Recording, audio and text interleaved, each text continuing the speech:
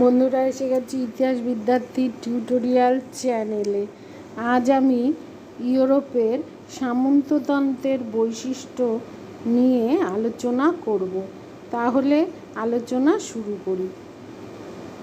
ধ্রুপদী যুগে পশ্চিম ইউরোপে যে সামন্ততন্ত্রের বিকাশ ঘটে তাতে বিভিন্ন দেশের সামন্ততান্ত্রিক কাঠামোগত কিছু নিজস্বতা লক্ষ্য করা যায়,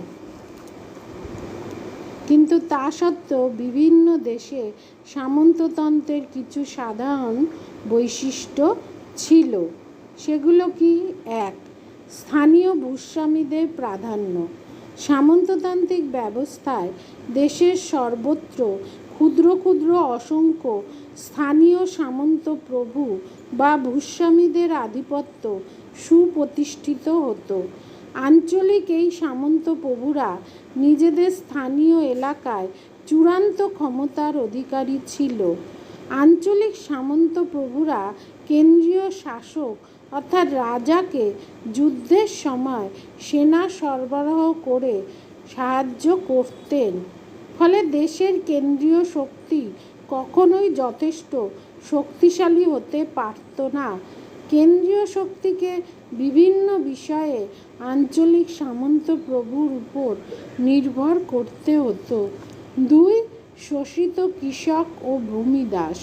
সামন্ত প্রভুদের দ্বারা তাদের অধীনস্থ কৃষক শ্রেণী বা ভ্যাসাল এবং ভূমিদাসদের শোষণ করার বিষয়টি সামন্ততন্ত্রের অন্যতম বৈশিষ্ট্য ছিল বলে মার্ক ব্লক মনে করেন।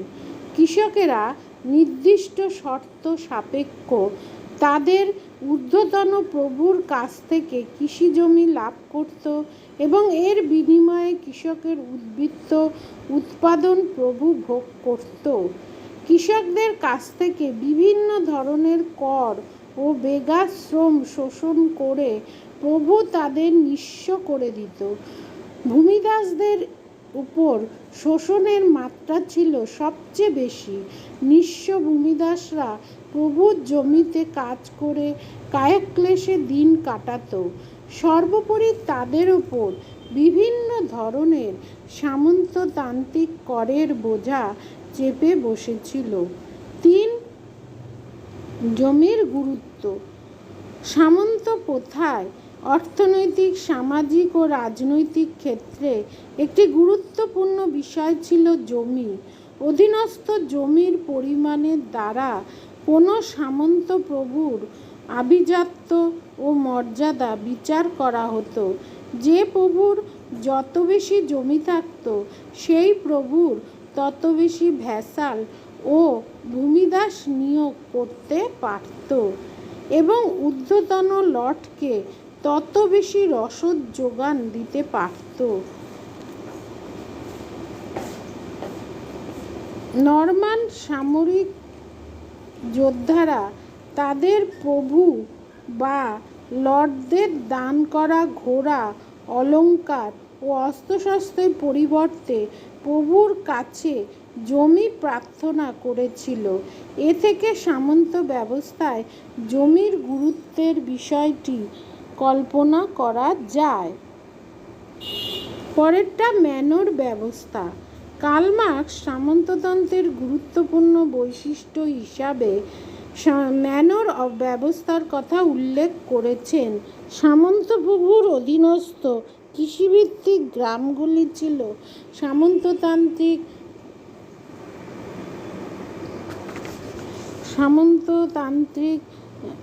উৎপাদনের প্রধান ভিত্তি। এই গ্রামগুলিকে কেন্দ্র করে গড়ে উঠত ম্যানর ব্যবস্থা। ম্যানর এলাকায় প্রভু ম্যানর হাউস প্রতিষ্ঠা করে সেখানে অবস্থান করতেন এবং সেখান থেকে নিজের এলাকায় কৃষকদের উৎপাদনের কাজে নিযুক্ত রাখতেন। এইভাবে ম্যানর হাউস থেকে প্রভু তার অধীনস্থ কৃষক ও ভূমিদাসদের অর্থ ও শ্রম শোষণ করতেন। 5 যোদ্ধা শ্রেণী। সামন্ততান্ত্রিক শাসন ব্যবস্থায় একটি সুসংবদ্ধ যোদ্ধা শ্রেণীর গঠন ও যোদ্ধাদের স্বার্থ সংরক্ষণের বিষয়টি বিশেষ গুরুত্বপূর্ণ ছিল।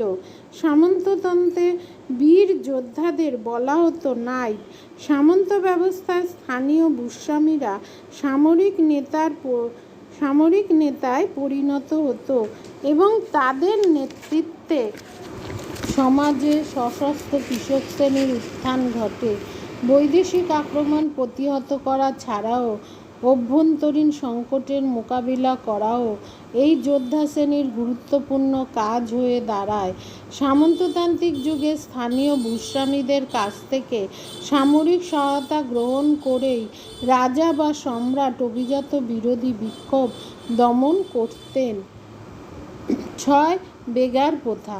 সামন্ততান্ত্রিক ব্যবস্থায় সপ্তাহের নির্দিষ্ট কয়েকটি দিন সামন্তপ্রভু তার কৃষিজমি ও খামারে বিনা পারিশ্রমিকে তার অধীনস্থ কৃষকদের শ্রমদানে বা বেগার খাটাতে বাধ্য করতেন।